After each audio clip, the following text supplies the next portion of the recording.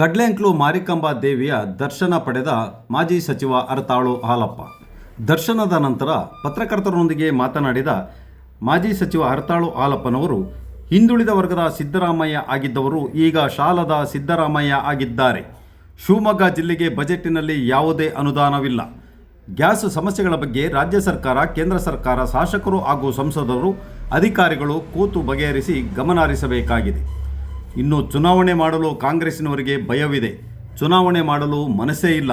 ನಾವು ಚುನಾವಣೆಗೆ ಸಿದ್ಧರಾಗಿದ್ದೇವೆ ಎಂದು ಮಾತನಾಡಿದರು.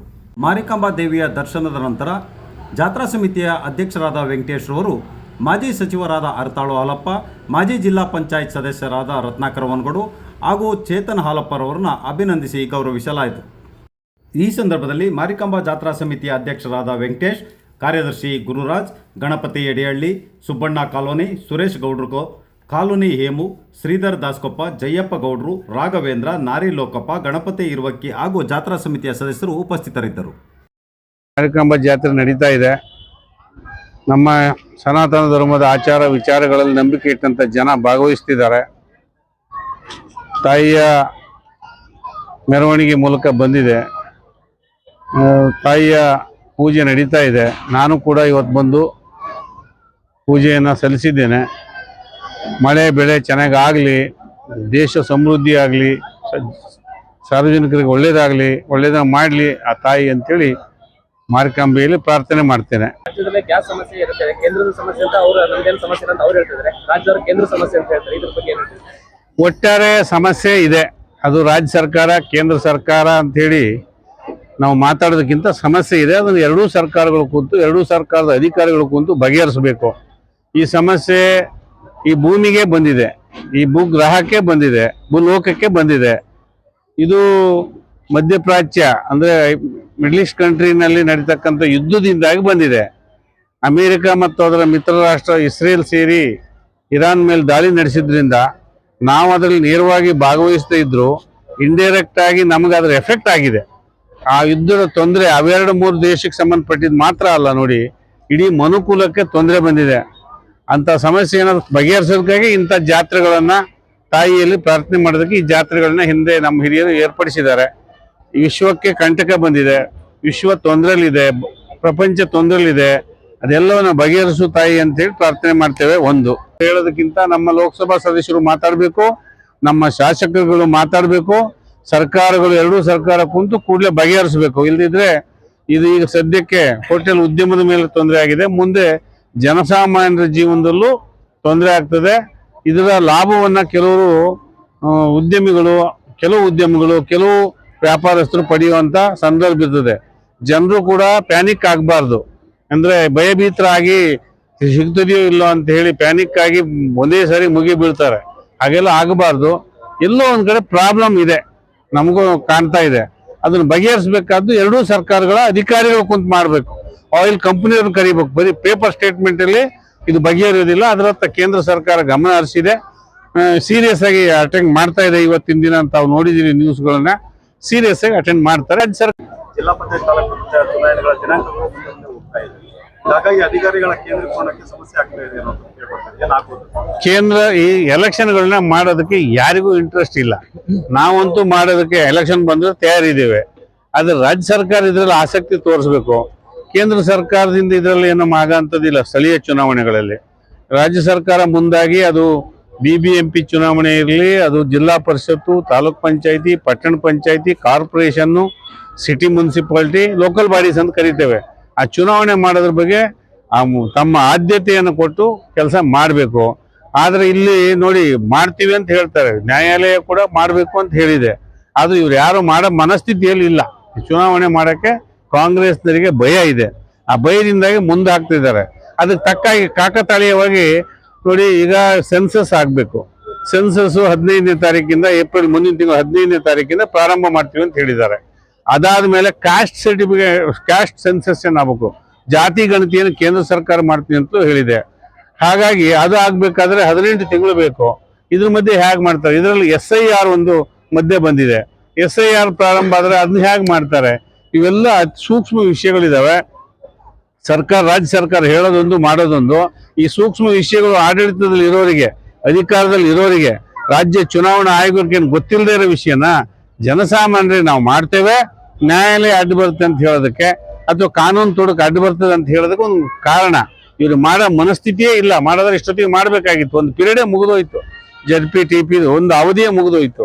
ಹಾಗಾಗಿ ಇವರು ಹೇಳೋದೊಂದು ಮಾಡೋದೊಂದು, ಕೆಲವು ತಾಂತ್ರಿಕ ಕಾರಣಗಳಿದ್ದಾವೆ. ಸದ್ಯಕ್ಕೆ ನನಗೆ ಅನ್ನಿಸ್ದಂಗೆ ಚುನಾವಣೆ ನಡೆಯೋ ಅಂದಾಜೇನು ಕಾಣೋದಿಲ್ಲ. ತಾಂತ್ರಿಕ ತೊಂದರೆಗಳಲ್ಲಿ ಮಧ್ಯೆ ಇದ್ದಾವೆ.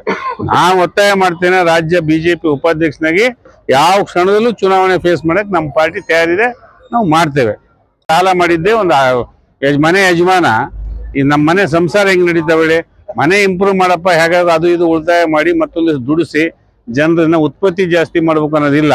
ಸಾಲ ತರ್ತಾನೆ, ಯಜಮಾನ ಹೆಸರು ಚೆನ್ನಾಗಿದೆ, ತರಕ್ಕೆ ಅವಕಾಶ ಇದೆ, ಆಸ್ತಿ ಮನೆ ಸ್ವಲ್ಪ ಇದೆ, 10 ವರ್ಷ ಯಜಮಾನ ಮನೆ ಸಾಲ ಮಾಡಿ ಕೊನೆಗೆ ಬೇರೆ ಆಗ್ತಾರಲ್ಲ ನಮ್ಮ ಹಳ್ಳಿಲಿ, ಹಂಗೆ ಸಾಲ ಮಾಡ್ತಕ್ಕಂಥ ಆಗಿದೆ. ಈಗ ಸಾಲಗಾರ ಸಿದ್ದರಾಮಯ್ಯ ಆಗ್ಬಿಟ್ಟಿದ್ದಾರೆ. ಒಂದು ಕಾಲದಾಗ ಸಿದ್ದರಾಮಯ್ಯ ಹಿಂದುಳಿದ ವರ್ಗದ ನಾಯಕ, ಹಿಂದುಳಿದವರು ಮತ್ತು ಆರ್ಥಿಕ ತಜ್ಞ ಅಂತೆಲ್ಲ ನಾವು ಹೇಳಿದ್ವಿ. ಅದು ಈಗ ಅದ್ರಲ್ಲಿ ನೋಡಿದ್ವಿ ಎಷ್ಟು 8,24,000 ಕೋಟಿ ಸಾಲ ಒಬ್ಬ ಮನುಷ್ಯನ ಮೇಲೆ ಅಲ್ವಾ, ಸಾರಿ ರಾಜ್ಯದ ಸಾಲ, ಪ್ರತಿಯೊಬ್ಬ ಮನುಷ್ಯನ ಮೇಲೆ ಲಕ್ಷಾಂತರ ರೂಪಾಯಿ ಸಾಲ. ಎಷ್ಟು ಹೀಗೆ ಸಾಲ ಮಾಡ್ತಾ ಹೋಗ್ತಾರೆ? ಹೇಳಿದ್ರೆ ಕೇಂದ್ರ ಸರ್ಕಾರ ಸಾಲ ಮಾಡಿಲ್ವಾ ಅಂತಾರೆ. ಕೇಂದ್ರ ಸರ್ಕಾರದ ಅದರ ಆದ್ಯತೆಗಳೇ ಬೇರೆ, ಅದರ ಖರ್ಚು ವೆಚ್ಚಗಳೇ ಬೇರೆ, ಆದಾಯಗಳೇ ಬೇರೆ. ನಮ್ಮ ಸ್ಥಿತಿ ಹೇಳಿ.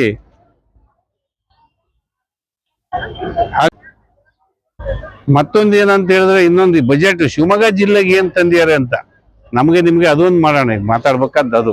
ಶಿವಮೊಗ್ಗ ಜಿಲ್ಲೆಗೆ ಉಸ್ತುವಾರಿ ಸಚಿವರು ನಾರ್ಮಲ್ ಆಗಿ ಅವರು ಲೀಡರ್ ಆಗಿರ್ತಾರೆ. ಆಯಾ MLAಗಳು ಅವರ ಕ್ಷೇತ್ರಕ್ಕೆ ಏನಾಗಬೇಕು ಅಂತ ಹೇಳಿ ಕೇಳಿ ತರ್ತಾರೆ. ಅವರ ಸಮಾಜಕ್ಕೆ ಏನ್ ತರಬೇಕು ಅಂತಲೂ ಯೋಚನೆ ಮಾಡ್ತಾರೆ. ಏನ್ ತಂದಿದ್ದಾರೆ ಅಂತ ಮೊದಲೇ ಜಿಲ್ಲಾ ಉಸ್ತುವಾರಿ ಸಚಿವರು, ಆಯಾ ಕ್ಷೇತ್ರದ MLAಗಳು, ಆಡಳಿತ ಪಕ್ಷದ MLAಗಳು ಏನೇನು ತಂದಿದ್ದೀವಿ ಈ ಜಿಲ್ಲೆಗೆ ಅನ್ನೋದನ್ನ ಪ್ರಕಟಣೆ ಮಾಡಬೇಕು ಅಂತ ವಿನಂತಿ ಮಾಡ್ತೇನೆ. ನಾವೆಲ್ಲ ಇದ್ದಾಗ ಮಂತ್ರಿಗಳಾಗಿದ್ರು, ನಾನು ಮಂತ್ರಿ ಆಗಿದ್ದೆ, ಇರ್ಲಿ ಅದೊಂದ್ ಕಡೆ. ನಮ್ಮ ಜಿಲ್ಲಾ ಉಸ್ತುವಾರಿ ಸಚಿವರ ಹತ್ರ ಹೋಗಿ ಹೇಳಿ ನಮ್ಮ ಸಮಾಜಕ್ಕೆ ಏನಾಗಬೇಕು, ನಮ್ಮ ಜಿಲ್ಲೆ ತಾಲೂಕಿನಲ್ಲಿ ಇರ್ತಕ್ಕಂಥ ಸಮಾಜಗಳಿಗೆ ಏನೇನಾಗಬೇಕು, ಅದಲ್ಲದೆ ಒಟ್ಟಾರೆ ಏನಾಗಬೇಕು, ರಸ್ತೆಗಳು ಏನಾಗಬೇಕು, ಅಭಿವೃದ್ಧಿ ಏನಾಗಬೇಕು, ಟೂರಿಸಂಗೆ ಏನಾಗಬೇಕು ಅಂತ ಹೇಳಿ ಬಜೆಟ್ ಅಲ್ಲಿ ಸೇರಿಸ್ತಿದ್ವಿ. ಈಗೇನು ಕಾಣ್ತಾ ಇಲ್ಲಪ್ಪ. ಜಿಲ್ಲಾ ಉಸ್ತುವಾರಿ ಸಚಿವರು ಏನ್ ತಂದಿದ್ದಾರೆ ಗೊತ್ತಿಲ್ಲ. ಹೋಗ್ಲಿ, ಅವ್ರದ್ದೇ ಸಮಾಜಕ್ಕೆ, ಇಡೀ ಸಮಾಜಕ್ಕೆ, ನಿಗಮಗಳಿಗೆ ಏನಾದ್ರೂ ಕೊಟ್ಟಿದಾರ? ಈ ಸಮಾಜದಲ್ಲಿ 6-7 ಜನ 7-8 ಜನ MLAಗಳು MLCಗಳು ಇದ್ದಾರೆ. ಏನೇನ್ ತಂದಿದ್ದಾರೆ ಹೇಳ್ಬೇಕಲ್ಲ. ಮಾಡಿದ್ರೆ ಇವ್ರು ಒಂದಿಷ್ಟು ಈಚೆ ತಂದ್ಕೊಂಡ್ಬಿಡ್ಬೋದಲ್ಲ, ಅದೂ ಮಾಡ್ಲಿಲ್ಲ. ಶಿವಮೊಗ್ಗ ಜಿಲ್ಲೆಗೆ ಯಾವುದೇ ಅನುದಾನ ಇಲ್ಲ. ಕಡ್ಲೆಂಕ್ಲು ಮಾರಿಕಾಂಬಾ ದೇವಿಯ ದರ್ಶನ ಪಡೆದ ನಂತರ ಪತ್ರಕರ್ತರನ್ನು ಉದ್ದೇಶಿಸಿ ಮಾತನಾಡಿದ ಮಾಜಿ ಜಿಲ್ಲಾ ಪಂಚಾಯತ್ ಸದಸ್ಯ ರತ್ನಾಕರ ವನಗೋಡು.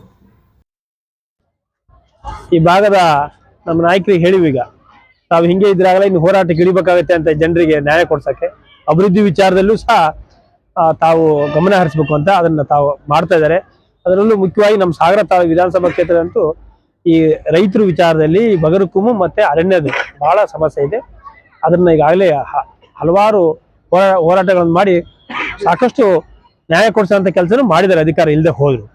ಮತ್ತೆ ಈಗಾಗಲೇ ಮೊನ್ನೆ ನಮ್ಮ ನಾಯಕರು ಹೇಳಿದಂಗೆ ಶಾಸಕರು ತಾವೆಲ್ಲ ನೋಡಿದ್ದೀವಿ ಮೀಡಿಯಾದಲ್ಲಿ, ಈ ತಾಲೂಕಿನ ಅಧಿಕಾರದಲ್ಲಿ ಇದ್ದಂಥ ಶಾಸಕರು ರೈತರ ರಕ್ಷಣೆ ಕೊಡೋದು ಬಿಟ್ಟು ಇಲ್ಲ ಫಾರೆಸ್ಟ್ ಇಲಾಖೆಯವರು ಅವ್ರ ಕೆಲಸ ಅವ್ರು ಮಾಡ್ತಾರೆ, ಅವ್ರ ಜಾಗ ಆದ್ರೆ ಅವ್ರು ಬಿಡಿಸ್ತಾರೆ, ನಾವು ಯಾವುದೇ ಕಾರಣಕ್ಕೂ ಅವ್ರಿಗೆ ನಾವು ತಕರಾರು ಮಾಡಲ್ಲ, ಅವ್ರು ಬಿಡಿಸ್ಕೊಳ್ಳಿ ಅಂತ. ಅಂದ್ರೆ ಎಲ್ಲೋ ಒಂದ್ ಕಡೆ ಇಂಡೈರೆಕ್ಟ್ ಆಗಿ ರೈತರ ಜಮೀನೆಲ್ಲ ಬಿಡಿಸ್ಲಿ, ನಮ್ದು ಅದಕ್ಕೆ ಸಪೋರ್ಟ್ ಇದೆ ಅಂತ ಅಧಿಕಾರಿಗಳ ಪರವಾಗಿ ಹೇಳಿದ್ದಾರೆ. ಇದೆಲ್ಲೋ ಒಂದ್ ಕಡೆ ನೋಡಿದ್ರೆ ಅವರು ಯಾವ ರೀತಿಯ ದ್ವಂದ್ವ ನಿಲುವು ಅನ್ನೋದು ಬಗ್ಗೆ ಗೊತ್ತಿಲ್ಲ. ಆದ್ರೆ ರೈತರ ಪರವಾಗಿ ಅವರು ಇಲ್ಲ. ಅದನ್ನು ಮುಂದಿನ ದಿನಗಳಲ್ಲಿ ನಮ್ಮ ನಾಯಕರು ಮುಖಾಂತರ ಹೋರಾಟ ಮಾಡಿ ಅವರು ಯಾವುದೇ ಹೇಳ್ಬೋದು, ಅವರ ಅನುಕೂಲಕ್ಕೆ ತಕ್ಕ ಹೇಳ್ಬೋದು. ಆದ್ರೆ ಇಲ್ಲಿ ಈ ತಾಲೂಕಿನ ಈ ಕ್ಷೇತ್ರದ ಬಗ್ಗೆ ಯಾವುದೇ ಕಾರಣಕ್ಕೂ ರೈತರಿಗೆ ಅನ್ಯಾಯ ಆಗದ ರೀತಿಯಲ್ಲಿ ನಾವು ನಮ್ಮ ನಾಯಕರು ಹೋರಾಟದಲ್ಲಿ ಪಾಲ್ಗೊಂಡು ನಾವು ಅದನ್ನ ನ್ಯಾಯ ಕೊಡಿಸೋಂಥ ಕೆಲಸ ಮಾಡ್ತೀವಿ. ಅತ್ಯಾಕರ್ಷಿತವಾದ ಮಕ್ಕಳ ಜಾನಪದ ಮತ್ತು ಭರತನಾಟ್ಯ ಸಾಂಸ್ಕೃತಿಕ ಕಾರ್ಯಕ್ರಮಗಳು ಜನರನ್ನು ಮನರಂಜಿಸಿದವು.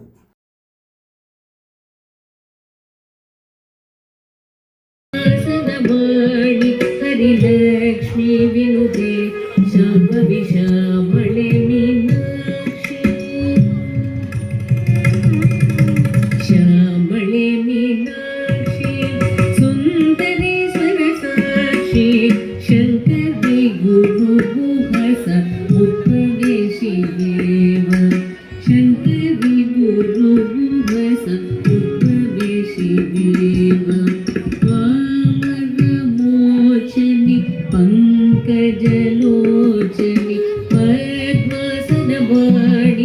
लक्ष्मी विनुते शाम्भवी